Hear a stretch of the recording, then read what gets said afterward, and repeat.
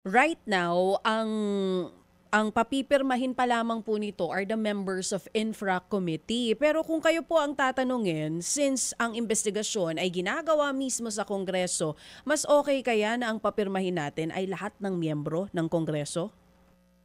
Maganda po kung sana maging standard na ito eh. So kahit anong inquiries ang nagmumula sa Kongreso, maganda rin pati sa Senado, ay magkaroon na agad ng full disclosure. Ito ay bilang para din mapalakas ang kumpiyansa ng taong bayan, ng sambayan ng Pilipino na talagang ang layunin ng isang investigasyon ay malaman yung buong katotohanan at walang ibang agenda ang mga mambabatas.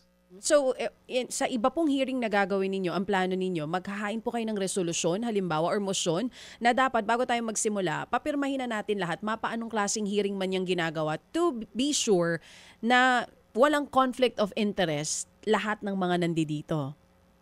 Ganun po? Actually, yes, mismo yung ating Motion. salitang batas ay nakalagay yan.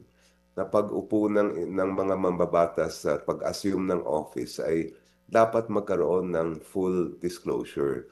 Kaya lang, parang hindi siya Hindi nangyayari po. practice. Oo, hindi siya nangyayari. Kaya nga napilitan tayo maghain ng motion. Dahil naisip ko nga, sabi ko, dapat sa simula pa lang meron na tayong ganito.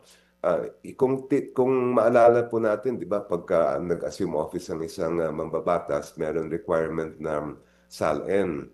Meron din portion doon about kung ano man yung mga business interest ng isang mambabatas. Pero hindi siya mismo specific doon sa mga maaring maging subject of investigation ng Kongreso.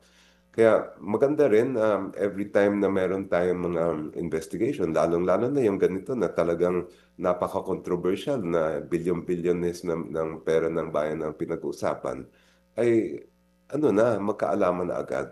Mga kapatid, brothers and sisters, saan ka pa? Dito na tayo sa totoo.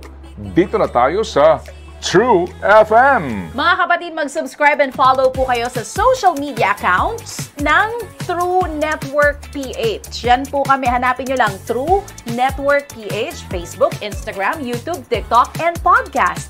Mapa Apple or Spotify man yan, mahahanap nyo kami. Lahat ng mga napapanood at napapakinggan nyo po sa programa, nasa social media accounts namin yan. So, paano mga kapatid? See you sa social media!